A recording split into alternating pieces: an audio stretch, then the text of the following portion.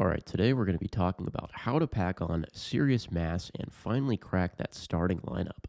Nah, I'm just kidding. So, I was at a bar a couple weeks ago, not something I do very often. I usually drink like twice a year, maybe. But, anyways, I was in a line and I hear the guy in front of me saying something about 225 for 19 in high school. Now, when you lift weights, your interest will be piqued when you hear the numbers 225, 315, or 405 out in the wild. So, of course, 225 for 19, this caught my attention.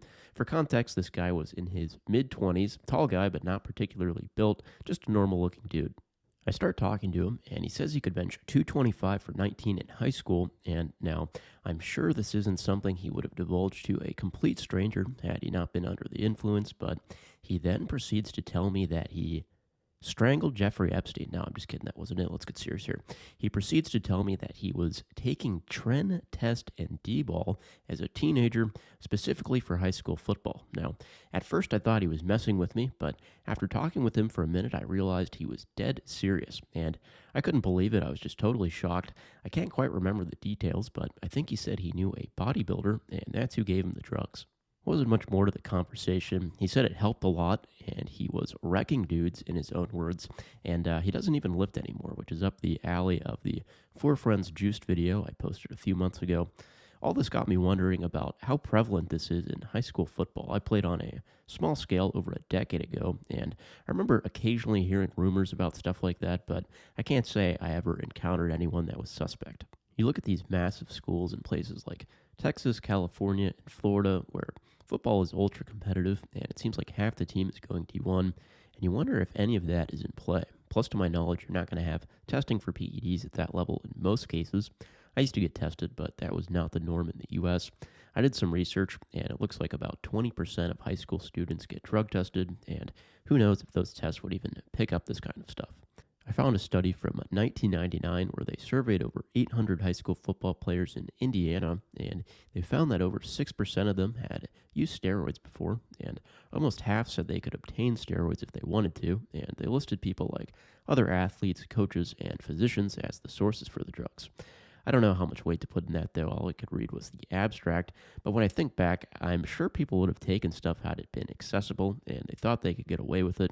At that age, your judgment as it pertains to risk versus reward is not very well developed, and a lot of people lack a strong moral compass. I think the prospect of putting on muscle and performing better in sports would have made it a no-brainer for some people. Now, Tren, Test, and D-Bol is wild, but with SARMs these days, PEDs are just a couple of clicks away on the internet. I looked at one of these websites, and at no point do you even have to say how old you are. It's unbelievable. I've even seen gyms sell SARMs before. We already know it's rampant among teenagers in the fitness industry, but I'm sure there have to be tons of people taking them for high school sports. You want to go down a dark road, start thinking about how someone would obtain legit steroids at that age. I mean, somewhere along the chain, you're going to have an adult giving dangerous drugs to potentially a minor. A little over a decade ago, there was a huge steroid scandal involving a health clinic in South Florida called Biogenesis. The clinic's founder was a cocaine addict with no medical license, and he got busted for providing steroids and other PEDs to high-profile MLB players. Now, the more shocking part is that, in addition to the pro baseball players, numerous high school athletes were a part of the clinic's clientele. These players, some as young as 15 years old, were brought in by parents, coaches, and trainers from local high schools and given PEDs for a competitive edge. There's a documentary about this called Screwball. It's pretty interesting. When you look into that, though, you'll see that, shockingly, it's not uncommon for parents, dads in particular, to be the ones getting their kids on stuff for sports. In a lot of cases, it's failed athletes who are living vicariously through their children. I found a story from the 2000s where a dad was convicted of giving his 12-year-old son steroids and HGH. The kid was an inline skating champion with Olympic aspirations, and his dad was literally shooting him up with gear. He served 6 years in prison for it, but he at least came out of the situation with a great attitude and took full responsibility. But for him, life will be much easier for him if he just came to consequences that he cheated.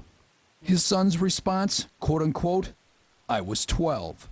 I read some articles on it, and he was one of those helicopter sports dads. The kid had no life outside of training, and he had actually taken gear himself at a certain point, I assume for the same sport. If this video gains traction, I'd be interested to hear if any of you have stories or experiences pertaining to this subject, PEDs in amateur sports. And actually, the next episode of my Most Jacked Linebacker series will briefly touch on this topic, as the player got popped for PEDs on more than one occasion, and there were rumors that he was using stuff as early as high school. But anyways, that's all I had to say. Crazy stuff. I'll see you later.